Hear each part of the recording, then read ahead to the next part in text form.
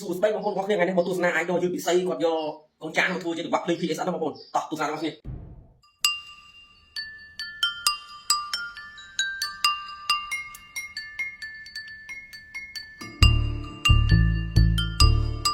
យើងទៅវាយលុយរបស់គាត់ទៅមកវាយត្រូវភ្លេងល្អ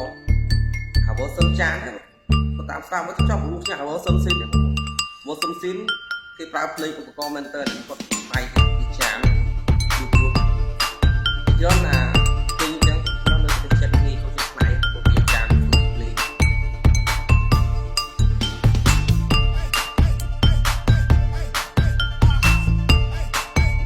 យើងទៅបើសិនជាយកចង្វាក់ភ្លេងរបស់ idol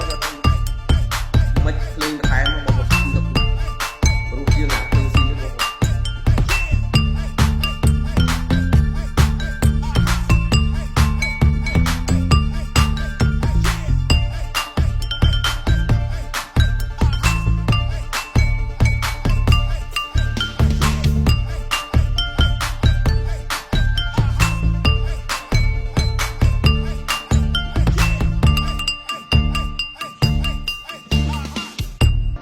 សន្មតថាចប់ដោយបរិបូរណ៍